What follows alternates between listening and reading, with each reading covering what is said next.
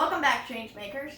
This week we are going to be talking about playtesting and iterating on your playtests. A bit of background about myself before we dive into this one.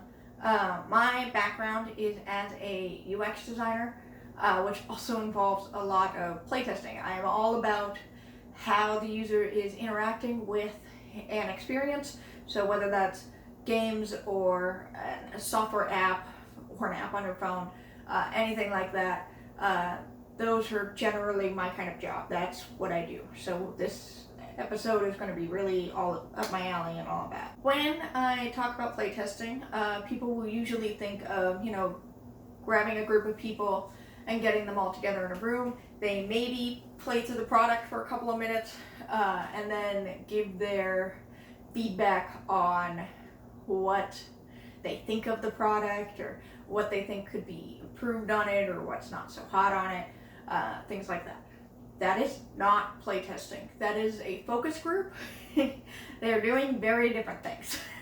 One is for market research and mine is for actual how they're experiencing the space, which they're usually not going to tell you. When I am talking about playtesting, one of the best examples I could give would be American Ninja Warriors.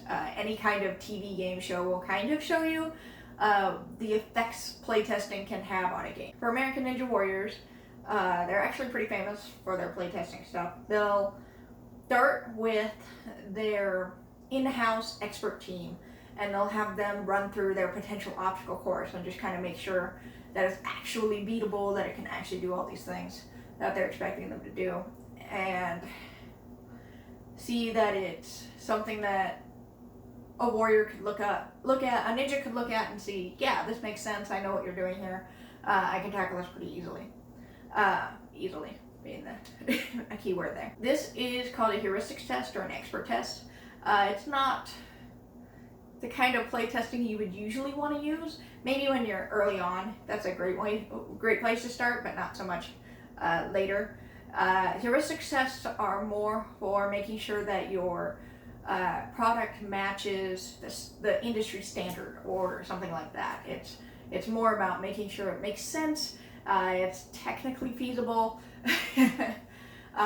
things like that. It works for the most part, but it's not like great. It's just baseline. The next bit of testing that they tend to do is they'll set up their obstacle courses in the cities that they're going to run those qualifying rounds and such in, and then they will have a bunch of testers come in and test it. Testers are usually screened, so they're usually looking for people who have the physical prowess that a competitor might have, maybe want to be a competitor at some later time, and they're really interested in the stuff. They're ready to come at it, even if they're just there as a tester. They're just really excited to be there, and they're really interested in running those courses. They're not very shy. They're ready to just tackle it. Not all games need to screen their testers, but generally you do want people who are going to be interested in the game. Otherwise, they're going to be giving you very different feedback. In this case, what they're actually testing tends to be more things like, what's a good camera angle to shoot this at? Can these obstacles actually hold people and actually hold all the jumping and swinging and whatever that's happening on these obstacle courses? And they're usually testing them obstacle by obstacle rather than as a whole through the course. And then that's it from the actual company side of playtesting. There's a secondary side that you could actually see when you're watching these seasons, happening season by season. You can see what kind of decisions they made based on what was happening during the season. These are cases like some obstacles are just constantly changed just to try and see if they can make it just a little bit tougher or a little bit easier. A good example of this one is the quintuple steps. It's the first one you see when you go into the qualifying rounds, and sometimes it's 5 steps, sometimes it's 7 or 4, but they're always there, and they're always trying to make slight adjustments to them. Other obstacles will tend to be tweaked or cut because they disqualify a lot more players than they actually are too challenging. These are cases like the Wave Runner, which was too short, so players would just jump right over half of the board and get disqualified because they didn't properly do the obstacle course, or the hourglass drop, which also they would end up trying to jump onto the board to hang off of it, and instead they would grab the structure behind it, and that would disqualify them. This is a pretty lame way to go, so they would tend to remove those for cooler obstacles that you could fail because you ran out of endurance or you didn't quite make the jump or things like that. The other obstacles, even still, will have things where they feel like they put it in the wrong section, so they put the unstable bridge. They started it in the qualifying rounds and nobody could beat it, so they stuck it in the semifinals, and still people were having a lot of trouble beating it. So then they stuck it in the finals round, where people were still having trouble beating it. This one actually matters a lot more for our next video on playtesting, which will be in 2 weeks. So look forward to that and keep this one in your mind. The unstable bridge, it's a big deal. But yeah, this is technically called modular design. So this is when you're taking pieces in and out and you're moving them around until it fits just right. I actually love this method for role-playing games specifically. As I was making ChangeMakers, this would start out with like maybe an 8-page document of all of the mechanics that I was putting in there, and they were just simple, modular. I can just stick them where they felt like they fit best so people could understand them better. I could kind of see the whole system all at once, and that was great until I kept adding and iterating and changing things, and then it became a huge mess, and I'd have to rewrite the entire book every time I made a change. I'd finish a playtest, have 3 or 4 things, have a whole completely new book. And that's really slow. So instead, what I would do is I would take all those mechanics and write them in really, really short form, just the highlights or just the quick notes kind of version.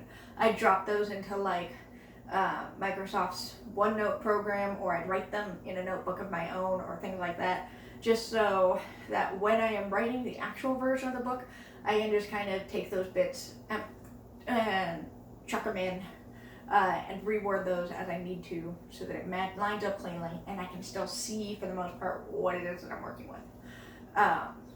This also helps on the DM side. They don't necessarily have to reread an entire book every time, because I might change one tiny hint or two here or there. Instead, I can give them the revised version of the book, tell them where I made those revisions, and they can just kind of see for themselves how that's working out. Additionally, this works really well with module writing, which is, again, another concept I'm going to come up with in our video in 2 weeks.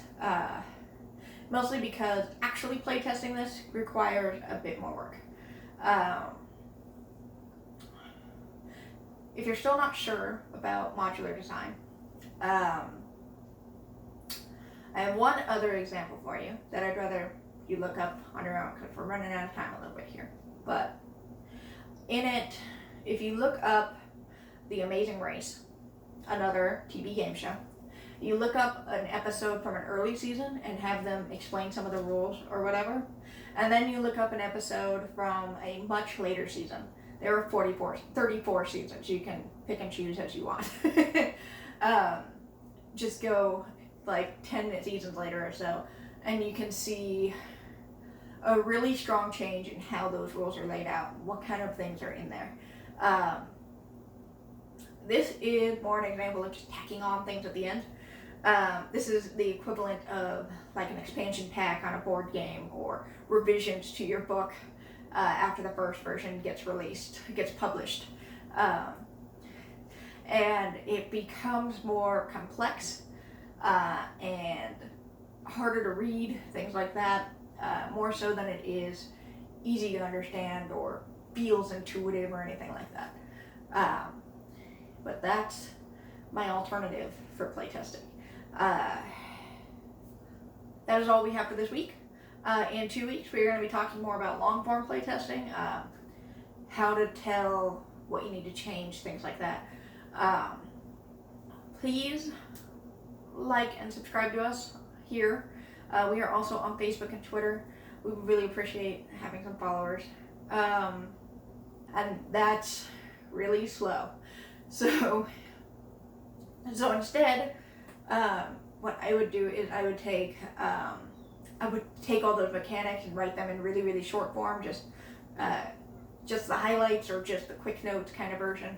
I'd drop those into like Microsoft's OneNote program, or I'd write them in a notebook of my own or things like that, just so that when I am writing the actual version of the book, I can just kind of take those bits and chuck them in and reword those as I need to, so that it lines up cleanly and I can still see for the most part what it is that I'm working. This also helps on the DM side. They don't necessarily have to reread an entire book every time, because I might change one tiny hint or two here or there. Instead, I can give them the revised version of the book, tell them where I made those revisions, and they can just kind of see for themselves how that's working out. Additionally, this works really well with module writing, which is again another concept I'm going to come up with in our video in 2 weeks. Mostly because actually playtesting this requires a bit more work. If you're still not sure about modular design, I have one other example for you that I'd rather you look up on your own, because we're running out of time a little bit here. But in it, if you look up The Amazing Race, another TV game show, you look up an episode from an early season and have them explain some of the rules or whatever, and then you look up an episode from a much later season. There are 34 seasons. You can pick and choose as you want. Just go like 10 seasons later or so, and you can see a really strong change in how those rules are laid out, what kind of things are in there. This is more an example of just tacking on things at the end. This is the equivalent of like an expansion pack on a board game, or revisions to your book after the first version gets published, and it becomes more complex and harder to read, things like that, more so than it is easy to understand or feels intuitive or anything like that. But that's my alternative for playtesting. That is all we have for this week. In 2 weeks, we're going to be talking more about long-form playtesting, how to tell what you need to change, things like that. Please like and subscribe to us here. We are also on Facebook and Twitter. We would really appreciate having some followers. Some more followers. Anyways, we will see you in 2 weeks. Yeah, goodbye.